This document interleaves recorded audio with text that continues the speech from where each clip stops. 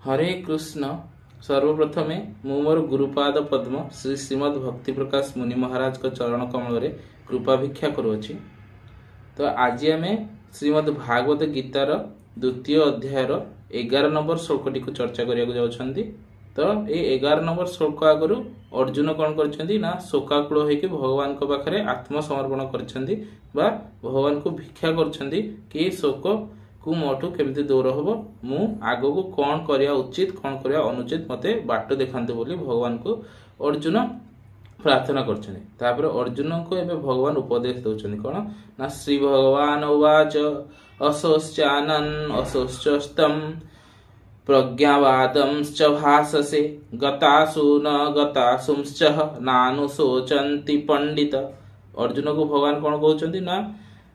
हे अर्जुन तमे पंडित भाया कथा कहूच किंतु काम कौन करुच ना जहाँ दुख न करिया कथा तापाई दुख करुच। पंडित माने जो माने पंडित से माने कौन करती ना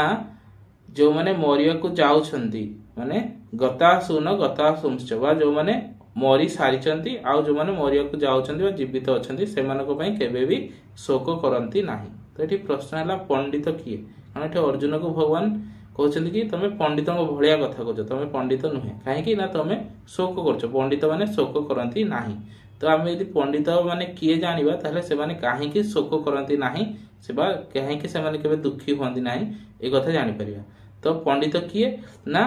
जहाँ पाखे सत और असतर विवेक जात होइछि जे सत कौन असत कौन जानी ताकू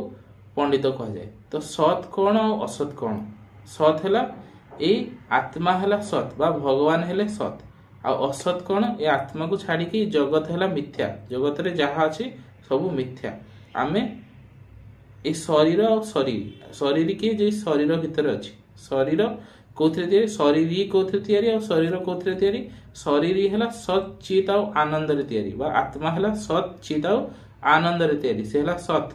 से केबे भी नाश हुए ना। आ शरीर ये पंचभूत ये पंचभूत या मिसिकी आउ धीरे धीरे ये पंचभूत लीन हो दिने ना दिने नाश जीव जी ये कथा को जानी से केबे दुख करे ना कहीं ना जी ये जो पंचभूत एंकर जीवन नहीं एमाने जीवित नुहे एमाने किछि क्षण पई हमको प्रारब्ध अनुसार हमको मिली आमर गत कर्म अनुसार हमको जहाँ प्रारब्ध तैयारी से अनुसार हमको गोटे शरीर मिली। तो से अनुसार आम यदि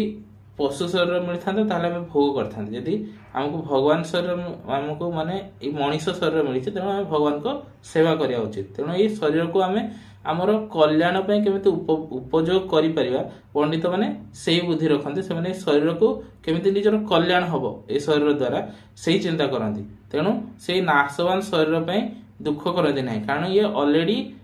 मृत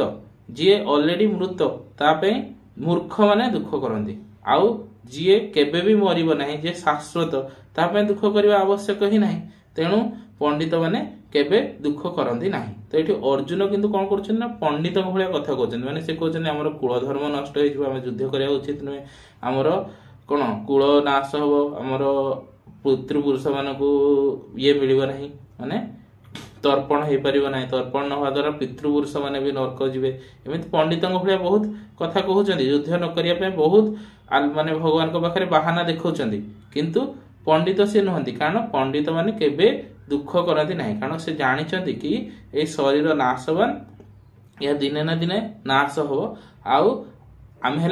हेले शरीर आम हेले आत्मा आम केबे नाश जीवा नहीं। तेणु यही शरीर द्वारा केमिति आमर कल्याण हो पार केमिति आम आत्मा भगवान को पाखक पुणी जापर भगवान को सेवारे नियुक्त हो पार से अनुसार आमको कर्म करने दरकार ताकि आम ये जो संसार रे फसिकी अच्छा ये जन्म मृत्यु चक्र रे जो दुखालय संसार रे संसार टाक भगवान गीतार कौन कहते ना ये संसार है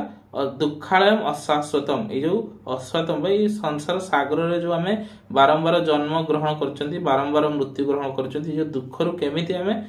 पारि पाई भगवान को सेवारे लग पार से पंडित माने से चिंता करती। हरे कृष्ण।